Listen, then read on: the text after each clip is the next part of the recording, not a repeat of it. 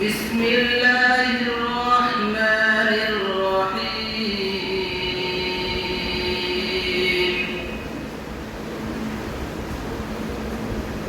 قد أفلح المؤمنون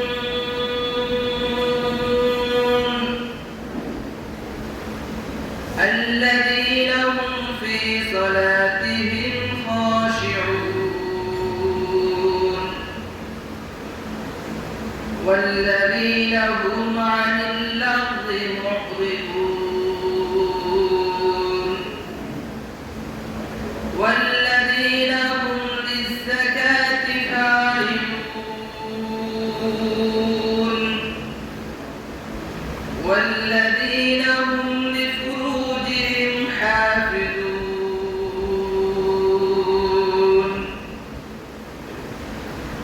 صدق الله المولانا العظيم وصدق رسوله النبي الأمي الكريم ونحن على ذلك لمن الشاهدين والشاكرين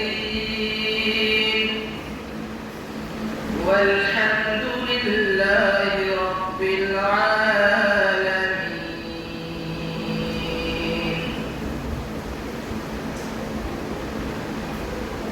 وقال النبي صلى الله عليه وسلم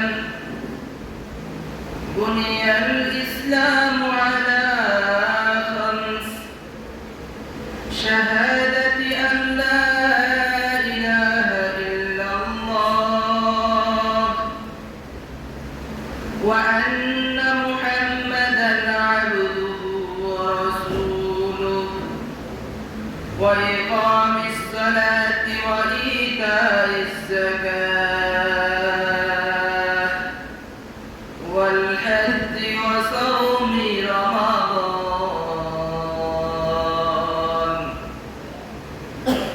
أو كما قال عليه الصلاة والسلام. وقال تعالى إن الله وملائكته يصلون على النبي يا أيها الذين آمنوا صلوا عليه وسلموا تسليما.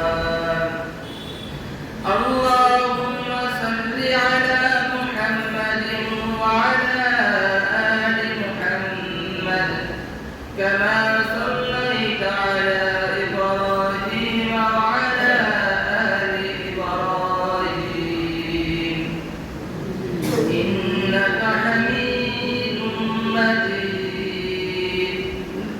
اللهم بارك على محمد وعلى آل محمد كما باركت على إبراهيم وعلى آل إبراهيم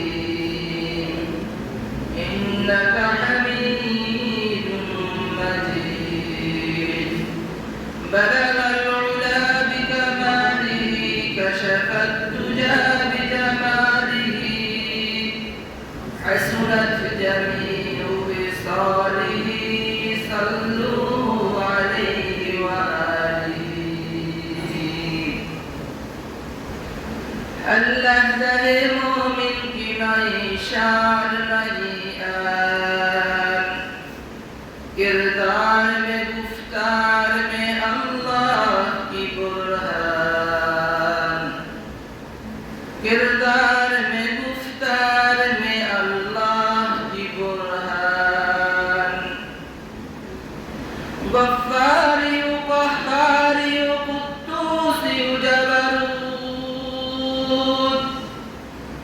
غفاری و قہاری و قدوسی و جبروت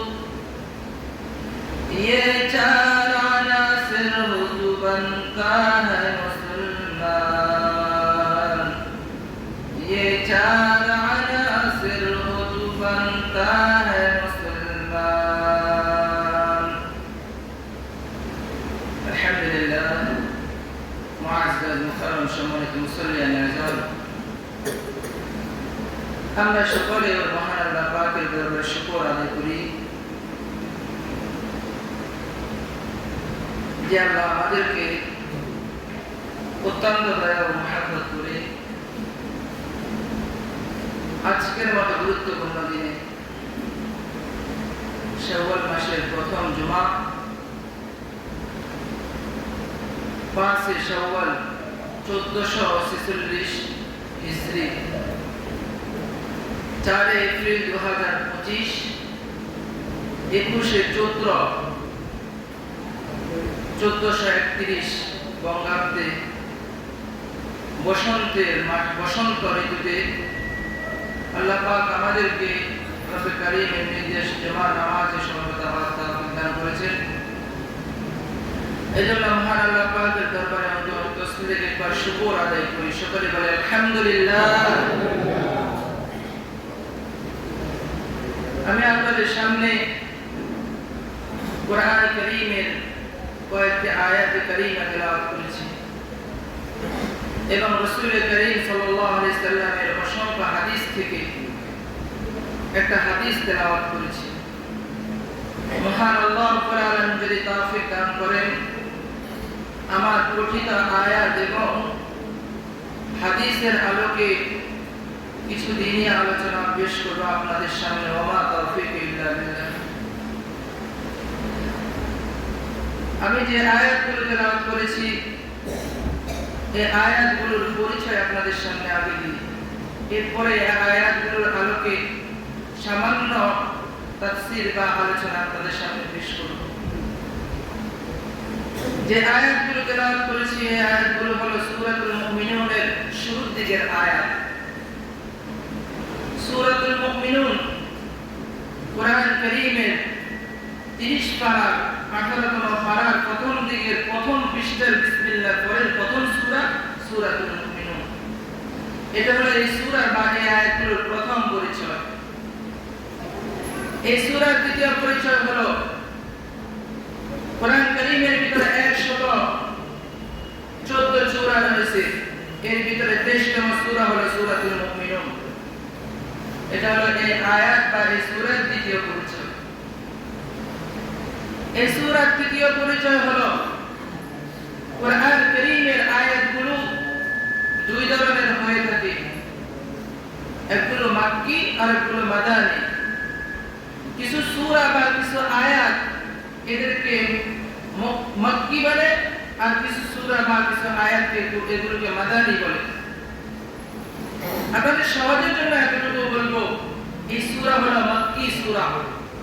মাক্কি সূরা কাকে বলা হয় বা মাক্কি আয়াত কাকে বলা হয়? সহজে যে সূরা বা যে আয়াত মক্কার ভিতরে নাযিল হয়েছে এই সূরা এই আয়াতকে মাক্কি সূরা মাক্কি আয়াত বলা হয়। তাহলে এই সূরা মাক্কি মানে রাসূলের হিজরতের পূর্বে মক্কার ভিতরে এই সূরা নাযিল হয়েছে সহজ ভাষায়। এই সূরার আরেকটা পরিচয় 4 নম্বর পরিচয়, এই সূরার ভিতরে 118টি আয়াত রয়েছে। এই সূরার ভিতরে আল্লাহ রাব্বুল আলামিন মুমিনদের নিয়ে আলোচনা করেছেন। সূরার নাম দিয়েছেন সূরাতুল মুমিনুন। মুমিনদের নিয়ে আলোচনা করেছেন, মুমিনদের বৈশিষ্ট্য কেমন হওয়া দরকার, মুমিন কেমন হওয়া উচিত এই বিষয়ে আলোচনা করেছেন আল্লাহ রাব্বুল আলামিন। আল্লাহ রাব্বুল আলামিন যেমনিভাবে সূরাতুল মুমিনুন কোরআন শরীফের ভিতরে এনেছেন তেমনিভাবে সূরাতুল কাফিরুন এনেছেন, সূরাতুল মুনাফিকুন এনেছেন। পৃথিবীর ভিতরে জাতি হিসেবে মানুষ 3 ধরনের হয়ে থাকে, হয়তো মুমিন না হয় কাফের। এই দুইয়ের মাঝামাঝি যারা আছে এদেরকে মুনাফিক বলা হয়। আল্লাহ তিনটা গোত্রে তিনটা দলের নামে সূরা নাযিল করেছে। এই সূরার নাম হলো সূরাতুল মুমিনুন। এই হলো এই সূরার পরিচয়। এই সূরার ফজিলত কি? হাদিসের কিতাব প্রায় 50,000 হাদিস সম্বলিত এক মহাগ্রন্থ মুসনাদে আহমদের ভিতরে এই সূরার ফজিলত সম্পর্কে বর্ণনা করেছেন। রাসূলের বিশিষ্ট সাহাবী হযরত ওমর রাদিয়াল্লাহু তাআলা আনহু থেকে বর্ণিত ছিলেন যিনি খলিফাতুল মুসলিমিন, দ্বিতীয় খলিফা, ইসলামের দ্বিতীয় খলিফা, যিনার ব্যাপারে রাসূল বলেছেন লাউ কানা বাদি নাবিয়্যান লাকানা উমর, যদি আমার পরে কোনো নবী পৃথিবীতে আসতো তাহলে ওমরের নবী হতো। এ হলো ওমর রাদিয়াল্লাহু তাআলা। ওমর কে ছিলেন? ওমর রাদিয়াল্লাহু তাআলা রাসূলের সাহাবী। আল্লাহ রাব্বুল আলামিন কোরআন শরীফের ভিতরে ওমরের মানসা অনুযায়ী, ওমরের রায় অনুযায়ী 21টি আয়াত নাযিল করেছেন। এই হলো ওমর রাদিয়াল্লাহু তাআলা, সুবহানাল্লাহ। ইনি হলো রাসূলের সাহাবী হযরত ওমর। মুসনাদ আহমদের ভিতরে হাদিসটি আসছে, ওমর রাদিয়াল্লাহু তাআলা বর্ণনা করেন, একবার আমরা সাহাবায়ে কেরাম, সংক্ষেপে বলতেছি, সাহাবায়ে কেরাম রাসূলের সামনে উপবিষ্ট, হঠাৎ করে কি যেন ভো ভো করে আওয়াজ আসছে, মোমাসের আওয়াজের নয়।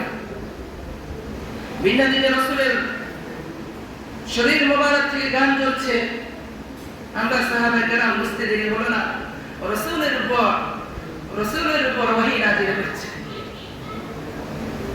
রাসূলের উপর ওহী নাযিল হচ্ছে। আমরা আর বুঝতে দেরি হলো না, আমরা কিছুক্ষণ পরে অপেক্ষা করতে লাগলাম। কিছুক্ষণ পরে রাসূল আমাদের দিকে ফিরে তাকাইলেন।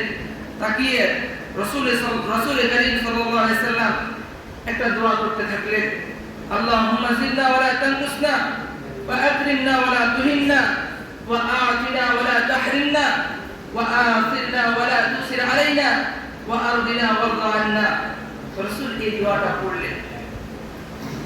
রাসূল বললেন, আল্লাহ তুমি আমাদেরকে, হে আল্লাহ তুমি আমাদেরকে দাও, আল্লাহ তুমি আমাদেরকে বাড়িয়ে দাও, আল্লাহ কমিয়ে দিও না, আল্লাহ তুমি রহমত দ্বারা বাড়িয়ে দাও, মাগফিরাত দ্বারা বাড়িয়ে দাও, আল্লাহ নাজাত দিয়ে আমাদেরকে বাড়িয়ে দাও, আল্লাহ তুমি আমাদেরকে সম্মান দাও, আকরিমনা ওয়া লা তুহিননা, তুমি আমাদেরকে সম্মান দাও, আল্লাহ তুমি আমাদেরকে লাঞ্ছিত করো না। এরপরে বলতেছেন ওয়া আতিনা ওয়া লা তাহরিমনা, আল্লাহ তুমি আমাদেরকে দান করো, আল্লাহ তুমি আমাদেরকে বঞ্চিত করো না। ওয়া আফিরনা ওয়া লা তুসির আলাইনা, আল্লাহ তুমি আমাদেরকে অন্যের উপর প্রভাব বিস্তার করে দাও, আমাদেরকে অন্যের উপর প্রাধান্য দাও, অন্যকে আমাদের উপর প্রাধান্য দিও না। ওয়া আরদিনা ওয়ারদা আন্না, আল্লাহ তুমি আমাদের উপর সন্তুষ্ট হয়ে যাও, আমাদের কার্যকলাপের উপর সন্তুষ্ট হয়ে যাও, আল্লাহ আমরা যেন তোমার উপর সন্তুষ্ট হতে পারি এমন আমাদেরকে বানিয়ে দাও। সুবহানাল্লাহ। হযরত ওমর রাদিয়াল্লাহু তাআলা বলতেছেন, এরপর রাসূল আমাদের দিকে ফিরে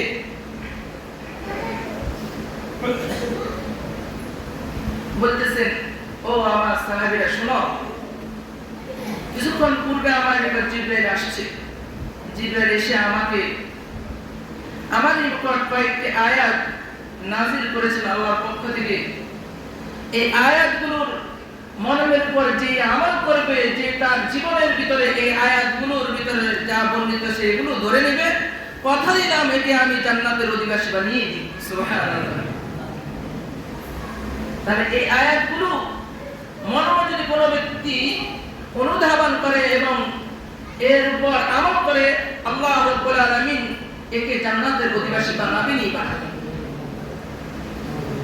আম্মা আয়েশা রাদিয়াল্লাহু তাআলা রাসূলের স্ত্রী আম্মা আয়েশা রাদিয়াল্লাহু তাআলা আনহা, নাসাঈ শরীফের ভিতরে বর্ণিত হয়েছে, রাসূল কারীম সাল্লাল্লাহু আলাইহি সাল্লাম সম্পর্কে আম্মা আয়েশাকে জিজ্ঞেস করা হয়, কাইফা খুলকুন নবী সাল্লাল্লাহু আলাইহি সাল্লাম, ও আয়েশা রাসূলের চরিত্র কেমন, রাসূলের বৈশিষ্ট্য কেমন? আম্মা আয়েশা রাদিয়াল্লাহু তাআলা আনহা উত্তর দেয়, খুলকুল কুরআন, রাসূলের বৈশিষ্ট্য হলো কুরআন। সুবহানাল্লাহ। প্রত্যুত্তরে জিজ্ঞেস করা হয় আম্মা আয়েশাকে, বুঝলাম কুরআন রাসূলের বৈশিষ্ট্য চরিত্র, পুরো কুরআন রাসূলের চরিত্র নাকি কুরআনের কিছু অংশ রাসূলের চরিত্র? আম্মা আয়েশা রাদিয়াল্লাহু তাআলা উত্তর দিচ্ছে, রাসূলের চরিত্র হলো সূরাতুল মুমিনুনের 11তম আয়াত পর্যন্ত যে 7টি বৈশিষ্ট্য বর্ণনা করা হয়েছে, যে গুণাবলী বর্ণনা করেছে মুমিনদের, এগুলো রাসূলের গুণাবলী, রাসূলের চরিত্র। কথা বুঝে আসছে? মুমিনের ভিতরে যে 7টা গুণাবলী বর্ণনা করা হয়েছে, এটা হলো রাসূলের বৈশিষ্ট্য বা চরিত্র। তার মানে এই সূরাতুল মুমিনুনের ভিতরে যে বৈশিষ্ট্যগুলি, 7টা বৈশিষ্ট্য বর্ণনা করা হয়েছে সকল কাম মুমিনের, এগুলো যে ব্যক্তি ধারণ করবে সেও রাসূলের বৈশিষ্ট্যে রাসূলের চরিত্রে চরিত্রবান হবে। সুবহানাল্লাহ। এগুলো এই সূরার ফজিলত, এই সূরার প্রেক্ষাপট রয়েছে। কেন এই সূরা নাযিল করেছেন আল্লাহ রাব্বুল আলামিন? আল্লাহ রাব্বুল আলামিন এই সূরা নাযিল করার কারণ তাফসীরে ইবনে কাসির, তাফসীরে মাযহারি প্রায় অসংখ্য তাফসীরের ভিতরে বর্ণিত হয়েছে এই সূরা নাযিল হওয়ার প্রেক্ষাপট। এই সূরাটা যেহেতু মক্কার জীবনে নাযিল হয়েছে, ওই সময় কাফেররা ছিল সমাজের ভিতরে কি বলে প্রভাবশালী, এরা বড় বড় নেতা ছিল, ক্ষমতার অধিকারী ছিল, অর্থের দিক দিয়েও এরা সবার উপরে মুসলমানদের চেয়ে আরো বেশি ছিল। এই জন্য এরা মুসলমানদেরকে মনে করত, এরা নিজেদেরকে মনে করতো আমরা সফল কাম, আমরা সফলতা অর্জন করেছি। যারা মুসলমান হয়েছে এরা সফলতা অর্জন করতে পারেনি, যেহেতু ওদের সম্পদ রয়েছে, ক্ষমতা ওদের হাতে রয়েছে, মুসলমানদের হাতে ক্ষমতা নাই, সম্পদ নাই। এই জন্য মুসলমানদেরকে তুচ্ছ তাচ্ছিল্য করত আর মনে মনে ভাবত আমরা সফল কাম হয়ে গেছি। কাফেররা মনে করত। আল্লাহ রাব্বুল আলামিন এই সূরাটা নাযিল করে এদের প্রত্যুত্তরে বলে দিচ্ছে, না না না, সফল কাম একমাত্র মুমিনরাই। সুবহানাল্লাহ। আল্লাহ আমাদেরকে সফল কাম হিসেবে ঘোষণা করছে। আমরা সফল কাম, আল্লাহ বুঝাচ্ছেন পৃথিবীতে তোমার সম্পদ, পৃথিবীতে গাড়ি গাড়ি হয়ে যাওয়া এটা তোমার সফলতার জন্য লক্ষণ নয়, বরং সবচেয়ে বড় সফলতার লক্ষণ হলো তুমি ঈমানদার বিয়ে, এটা হলো তোমার সফলতার লক্ষণ। এই জন্য আল্লাহ রাব্বুল আলামিন ঘোষণা করেন, قد أفلح المؤمنون, মুমিনরা সফল কাম হয়ে গেল। মুমিনরা পৃথিবীতেও সফল কাম, আখিরাতেও সফল কাম। আল্লাহ জানা বুঝাচ্ছে মুমিনরা সফল কাম হয়ে গেল। আচ্ছা, আমরা সফল কাম হয়েছে কিনা, আমরা সফলতা কি বুঝি? এই জন্য সফলতা কাকে বলে এটা আগে বুঝতে হবে আমাদেরকে। আমাদের জন্য যারা আমরা ঈমান এনেছি, আল্লাহ ঘোষণা দিচ্ছে তোমরা সফল কাম, যদি তোমাদের ভিতরে 7টা গুণ থাকে তোমরা সফল কাম। 7টা গুণ থাকা লাগবে। তো 7টা গুণ আমাদেরকে জানতে হবে, এর উপর আমল করতে হবে, তাহলে আমরা সফল কাম মুমিন হিসেবে আল্লাহ ঘোষণা দিয়েছে তাদের অন্তর্ভুক্ত হতে পারব। এজন্য আমাদের এই 7টা গুণ জানা দরকার। তো এই 7টা গুণ আলোচনা হবে, সংক্ষেপে আলোচনা করব, সময় অনেক কম। তো যে কথা বলতেছিলাম, আল্লাহ রাব্বুল আলামিন বলেন قد أفلح المؤمنون, মুমিনরা সফল কাম হয়ে গেল। পৃথিবীতে যত সফলতা রয়েছে এটা মুমিনদের জন্য, কোন বিধর্মী কাফের, কোন নাস্তিকের জন্য সফলতা নয়। সমস্ত সফলতা এটা মুসলমানদের জন্য, একমাত্র মুমিনদের জন্যই নির্ধারিত। আল্লাহ রাব্বুল আলামিন সফলতা কাকে বলে? তাফসীর ইবনে কাসির ভিতরে এই অংশের ব্যাখ্যার ভিতরে এনেছে, সফলতা বলা হয় কোন ব্যক্তি তার পছন্দনীয় বস্তু সব সময় পেয়ে যাওয়া আর অপছন্দনীয় বস্তু দূরে থাকা, এটাকে বলা হয় সফলতা। আচ্ছা বলে, আমাদের এখানে কেউ আছে কিনা আমরা যাই চাই সব সময় আমার মন যেটা চায় পছন্দ করে এটাই পাই? এরকম পাইনি? পাই না। আচ্ছা, আমরা কেউ চাইনি আমাদের অসুস্থতা হোক? চাই না। তার মানে অসুস্থতা হোক এটা চাই না আমরা, তার মানে আমরা অসুস্থ হয়েছে মানে আমার সফলতা অনুযায়ী আমি যেটা চাইছি এটা আমার মন মতো হচ্ছে না, তার মানে আমি সফল কাম হতে পারি না। এই জন্য সফল কাম দুনিয়াতে নয়, সফল কাম মূলত আখিরাতের সফলতা বোঝানো হচ্ছে। এই জন্য আল্লাহ রাব্বুল আলামিন সূরাতুল জুমার ভিতরে ঘোষণা করেন, ফামান যুযিয়া আনিন নার ওয়া উদখিলাল জান্নাতা ফাকাদ ফাজ, আমি আল্লাহ যাকে জাহান্নাম থেকে উত্তোলন করলাম আর জান্নাতের ভিতর প্রবেশ করলাম, প্রকৃতপক্ষে সফল হলো সে। দুনিয়ার সফলতা নয়, মূলত সফলতা হলো আখিরাতের সফলতা। জান্নাতে যদি আমি যেতে পারি এটা হলো সফল কামি। আমার সফলতার মূল লক্ষ্য হলো, মূল বস্তু হলো, প্রকৃত সফলতা হলো জান্নাতের ভিতরে প্রবেশ করা। এজন্য আমরা সফল কাম হতে চাই। তো 7টা গুণ আল্লাহ রাব্বুল আলামিন বলেছেন, এই 7 গুণে যদি আমি গুণান্বিত হতে পারি তো আল্লাহ রাব্বুল আলামিন ঘোষণা করছেন তুমি সফল কাম, তোমাকে সফলতার বৈশিষ্ট্য তোমার ভিতরে, সফল কামের বৈশিষ্ট্য তোমার ভিতরে আসছে, তোমাকে আমি সফল কাম হিসেবে ঘোষণা করব। আল্লাহ রাব্বুল আলামিন ঘোষণা করেন আল্লাযীনা হুম ফী সালাতিহিম খাশিউন। সফল কাম মুমিনের প্রথম বৈশিষ্ট্য হলো যারা তাদের নামাজের ভিতরে বিনয়ী। যে ব্যক্তি তার নামাজের ভিতরে বিনয়ী, বিনয়ের সাথে আল্লাহর সামনে দাঁড়িয়ে নামাজ পড়ে, এই ব্যক্তি সফল কাম। আল্লাহ সফল কাম মুমিনের প্রথম বৈশিষ্ট্য বলেছে যারা নামাজের ভিতরে বিনয়, নামাজকে খুশুর সাথে পড়ে, এরা বলে সফল কাম মুমিন। বলে খুশুর সাথে নামাজ পড়া কি? খুদু মানে আমার অঙ্গকে ধীরস্থিরভাবে আদায় করা, রুকুর ভিতরে সিজদার ভিতরে আমার রুকু সিজদা ধীরস্থিরভাবে করা, এটাকে বলা খুশু। আর খুশু বলা হয় নামাজের ভিতরে অন্তরকে আল্লাহর সাথে লাগিয়ে দেওয়া, ধ্যান আমার আল্লাহর দিকে ফিরিয়ে দেওয়া, এটাকে বলা হয় খুশু। খুশু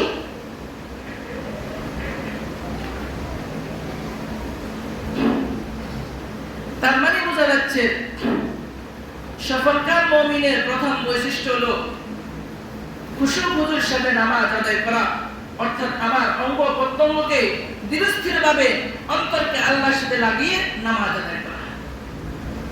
এজন্য রাসূল করিম সাল্লাল্লাহু আলাইহি সাল্লাম বলেন আনতা আবুদাল্লাহ কাআন্নাকা তারা ইন লাম ইয়াকুন তারাহু ফাইন্নাহু ইয়ারাক।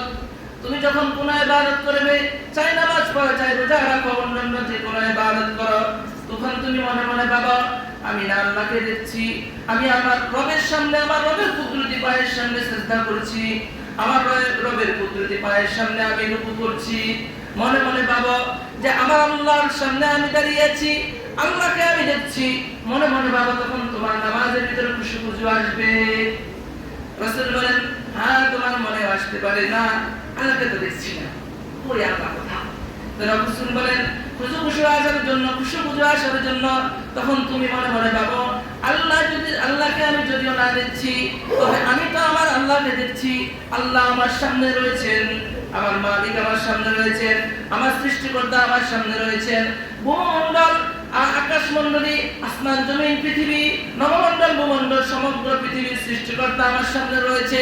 আমি তো তাকে দেখছি না, তাই আমাকে দেখছে। এই জন্য নামাজের ভিতরে আমি ধীরস্থিরভাবে একটু আদায় করি। একটু নামাজের ভিতরে রাসূল শিখিয়ে দিচ্ছে খুশু আসার জন্য একটু তুমি মনে মনে ভাবো যে আমার রবকে আমি দেখছি।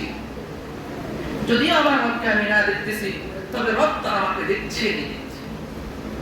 একজন সাধারণ চেয়ারম্যানের সাথে কথা বলার সময় অন্যদিন লক্ষ্য করে যদি কথোপকথন হয়, আমি তার সাথে কথা বলতেছি, মাঝে যদি আরেকজন ব্যক্তির সাথে কথা বলি, তখন চেয়ারম্যান বলবে এই লোক বেয়াদব, এর সাথে আমি কোনো কথা বলবো না।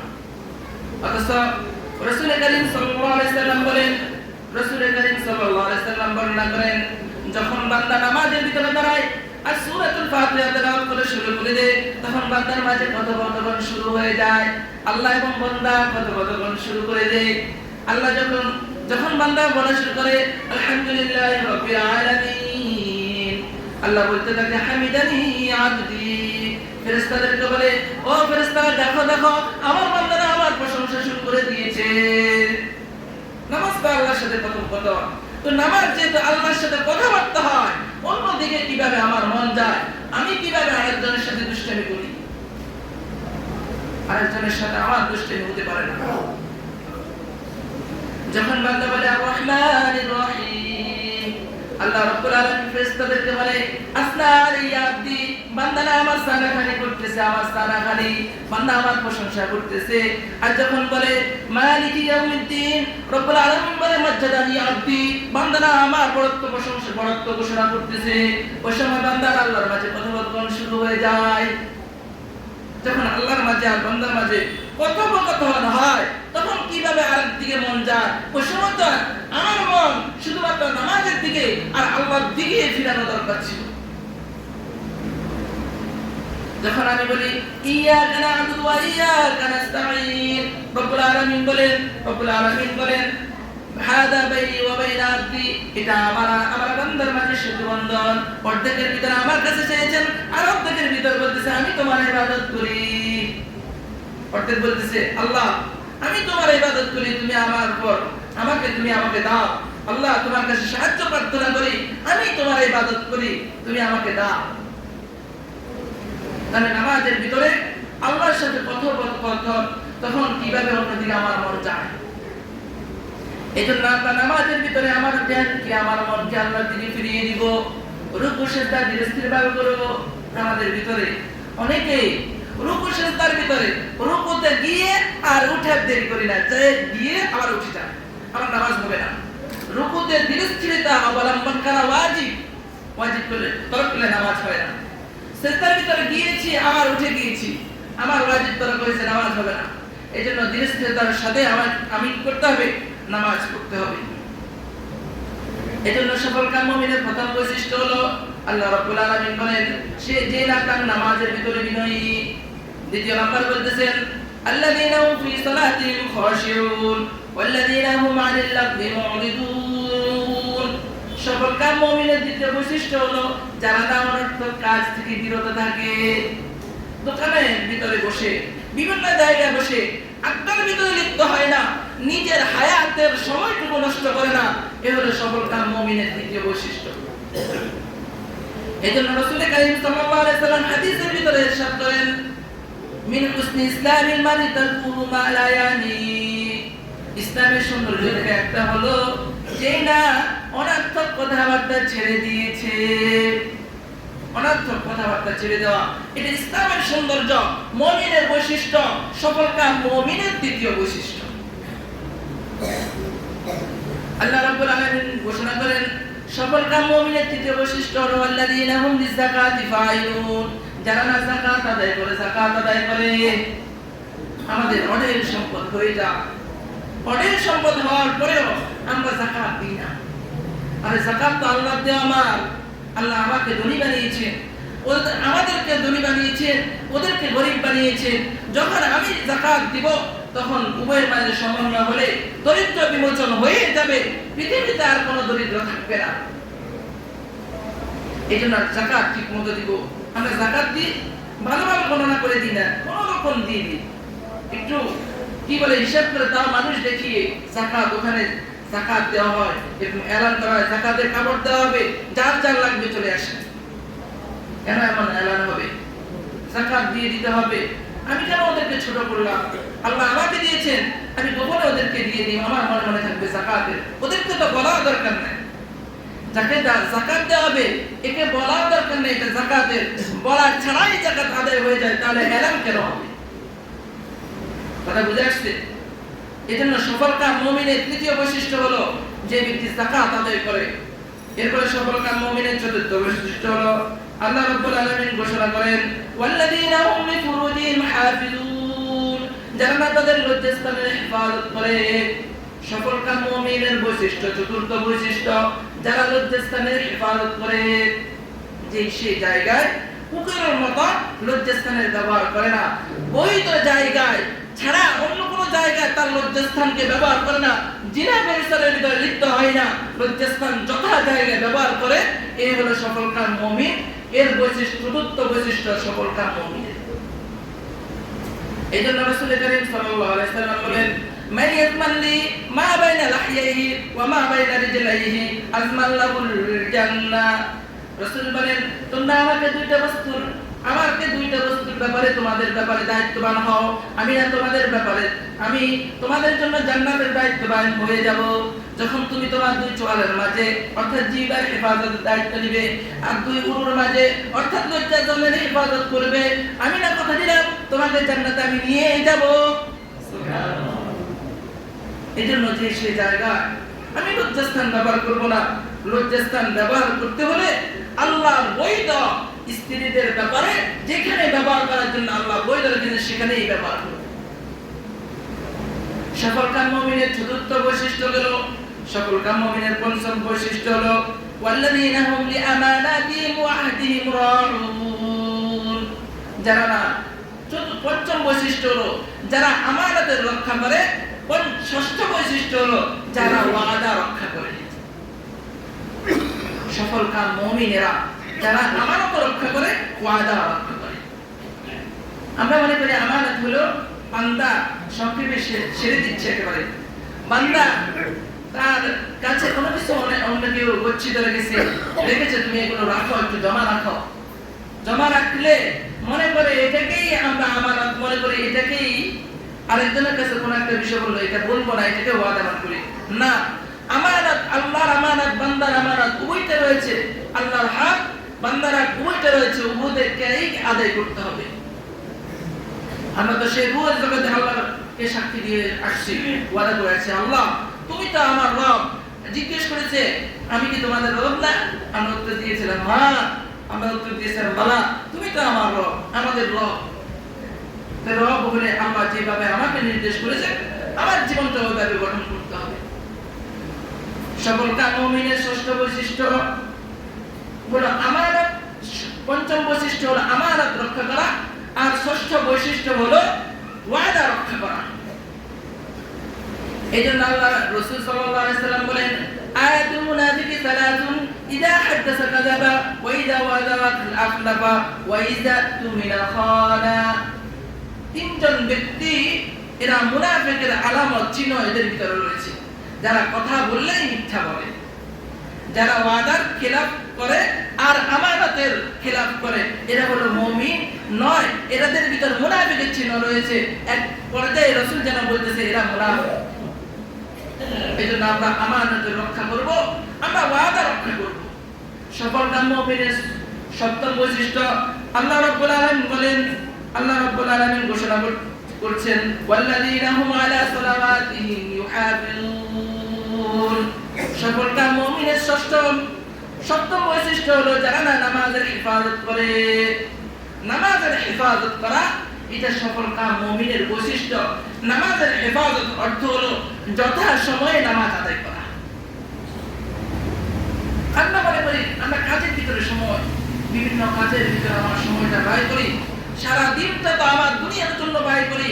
যখন আযান দেয় তখনও আমার সময়টা, সেই আযান দেওয়ার পরেও আমার সময়টা ওই কাজের ভিতরে দুনিয়ার জন্য ব্যয় করতেছি। অথচ আল্লাহ রাব্বুল আলামিন ঘোষণা করছেন যে তুমি যদি সফলতা অর্জন করতে চাও তাহলে তোমার ভিতরে সমবেত নামাজ পড়ায় গুণ আসতে হবে। আল্লাহ ঘোষণা করতেছেন ওয়াল্লাযীনা উলাইকা হুমুল ওয়ারিসুন, এরা হলো ওয়ারিস। আল্লাযীনা হুম ইয়ারিসুনাল ফিরদাউস হুম ফিহা খালিদুন, এরা ওয়ারিস জান্নাতুল ফিরদাউসের। অর্থাৎ যার ভিতরে এই সাত গুণ থাকবে এরা জান্নাত সফলকাম মুমিন, এরা জান্নাতুল ফিরদাউসের ওয়ারিস।